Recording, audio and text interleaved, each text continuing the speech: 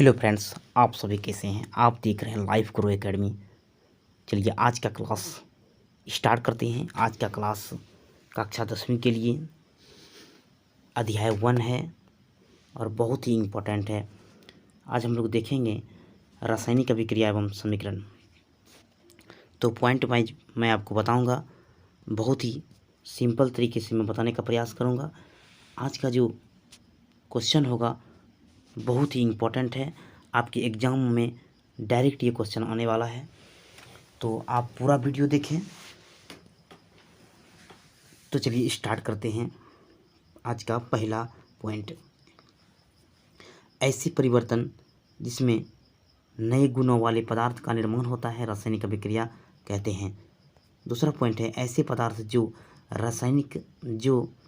किसी रासायनिक अभिक्रिया में हिस्सा लेते हैं अभिकारक कहलाते हैं। ये डायरेक्ट क्वेश्चन ये आता है कि रासायनिक अभिक्रिया किसे कहते हैं, अभिकारक किसे कहते हैं, उत्पादन किसे कहते हैं।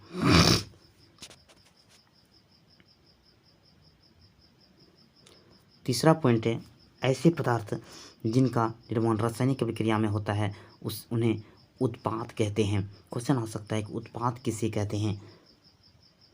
तो रासायनिक अभिक्रिया का एग्जाम्पल देख लीजिए, मैं आपको नीचे बता दिया हूँ कि भोजन का पाचन, श्वसन, लोहे में जंग लगना, मैग्नीशियम फीते का जलना, दही का बनना, ये सभी रासायनिक अभिक्रिया हैं।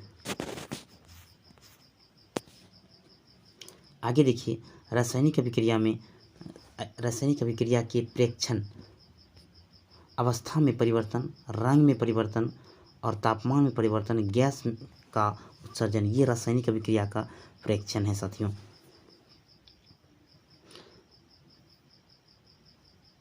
अगला पॉइंट देखिए, अगला पॉइंट आपका है रासायनिक परिवर्तन को प्रदर्शित करना।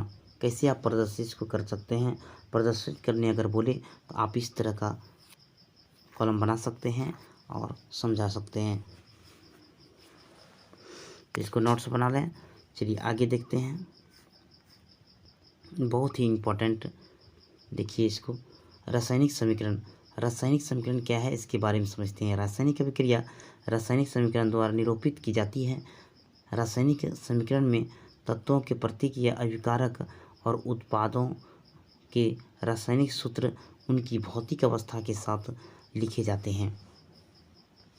रासायनिक अभिक्रिया में आवश्यक परिस्थितियां जैसे दाब, ताप, उत्प्रेरक आदि को तीर के निशान के ऊपर या नीचे दर्शाया जाता है।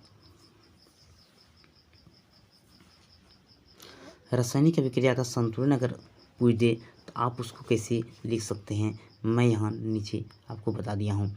द्रव्यमान संरक्षण नियम, किसी भी रासायनिक अभिक्रिया में द्रव्यमान का न तो निर्माण होता है न ही विनाश होता है। अगला पॉइंट देखिए, रासायनिक अभिक्रिया के पहले यानी अभिकारक, उसके पश्चात प्रत्येक तत्व परमाणुओं की संख्या समान होती है।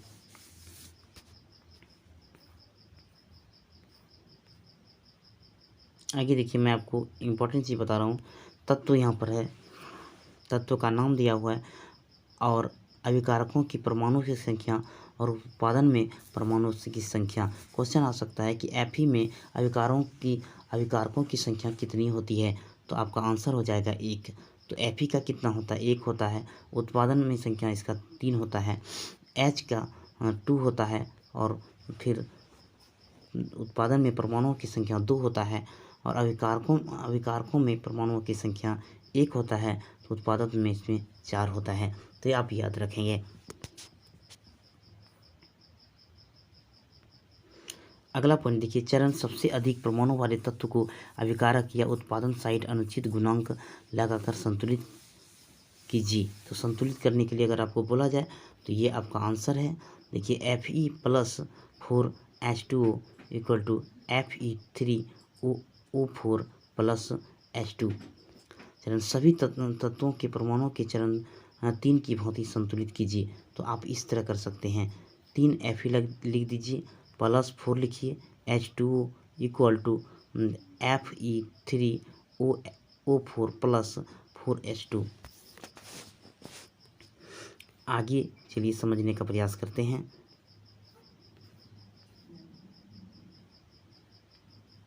क्वेश्चन आता है कि अभिकारकों एवं उत्पादों की भौतिक अवस्था को लिखें, तो आप इसको कैसे लिखें? तो ये 3 अवस्था होती है, ठोस, द्रव और गैस। ठोस, द्रव और गैस। जलीय विलयन। तो छठा देखिए आपका कुछ आवश्यक परिस्थितियां हैं जो कि क्वेश्चन आ सकता है कि आवश्यक परिस्थितियां क्या क्या हैं? तो ताप, दाब पर उत्प्रेरक आदि को भी तीर के निशान से ऊपर नीचे लिखें। आगे चलिए इम्पोर्टेंट सभी। अब जो क्वेश्चन आपके सामने आ रहा है वो बहुत ही इम्पोर्टेंट है। ये क्वेश्चन पिछली बार भी आया था और उम्मीद है कि इस बार भी आ सकता है। संयोजन अभिक्रिया क्या है? इस अभिक्रिया में 2 या 2 से अधिक अभिकारक मिलकर एकल उत्पादन बनाते हैं तो उसे संयोजन अभिक्रिया कहते हैं। उदाहरण के लिए देखिए कोयले का दहन, उसके बाद जल का निर्माण, उसके बाद है आपका बुझा हुआ चूना, और बुझा हुआ चूना के लिए देखिए यहाँ पर दिया हुआ है। नेक्स्ट क्वेश्चन देखिए ऊष्माक्षेपी अभिक्रिया। ऊष्माक्षेपी अभिक्रिया क्या है इसके बारे में समझते हैं। जिन अभिक्रियाओं में उत्पाद के निर्माण के साथ साथ ऊष्मा का भी उत्सर्जन होता है उसे ऊष्माक्षेपी अभिक्रिया कहते हैं। इसको आप रट लें। अगर कॉपी में आप नोट्स बना रहे हैं तो बहुत ही अच्छा कर रहे हैं। आपके लिए एग्ज़ाम में ये बहुत ही अच्छा काम करेगा। एग्ज़ाम के टाइम में आप पढ़ के इसको जाएँ, आपका सभी क्वेश्चन इसी से आएगा।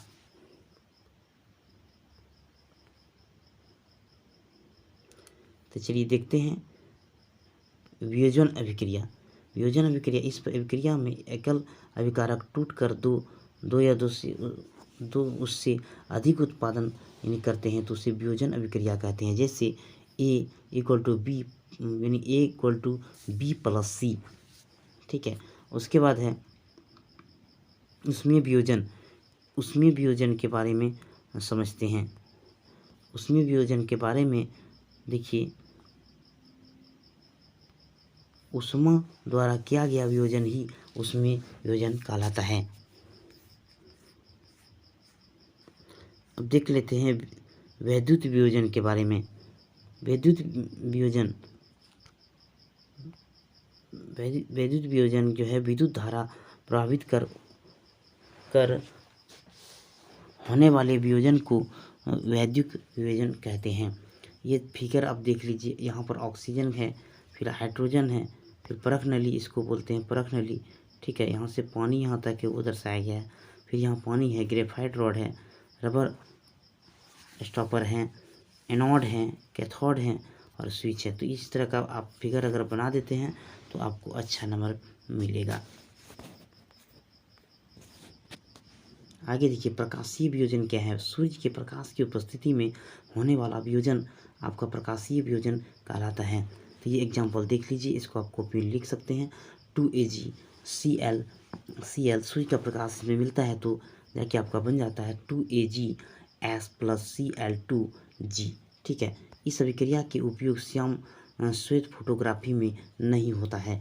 ऊष्माशोषी अभिक्रिया क्या है इसको समझते हैं। ये VBI क्वेश्चन है आपका। ठीक है, ऊष्माशोषी अभिक्रिया जिन अभिक्रियाओं में अभिकारकों को तोड़ने के लिए ऊष्मा, प्रकाश या विद्युत ऊर्जा की आवश्यकता होती है ऊष्माशोषी अभिक्रिया कहते हैं। अब चलिए विस्थापन अभिक्रिया की बात करते हैं। इसमें फिगर भी आपको बनाना पड़ सकता है। तो विस्थापन अभिक्रिया क्या है इसके बारे में समझते हैं। विस्थापन अभिक्रिया है इन अभिक्रियाओं में अधिक क्रियाशील तत्व कम क्रियाशील तत्व को उसके भौतिक विस्थापन कर देता है तो उसे विस्थापन अभिक्रिया कहते हैं। एग्जाम्पल के लिए आप यहाँ पर लिख सकते हैं। ठीक है, ये आप फिगर बना दीजिए, आपके लिए बेहतर होगा। फिगर आप देख के बना सकते हैं। अब देखिए द्विविस्थापन अभिक्रिया क्या है इसके बारे में समझते हैं। इस अभिक्रिया में उत्पादों का निर्माण दो यौगिक के बीच आयनों के आदान प्रदान से द्विविस्थापन अभिक्रिया बनता है, यानी उसे कहते हैं।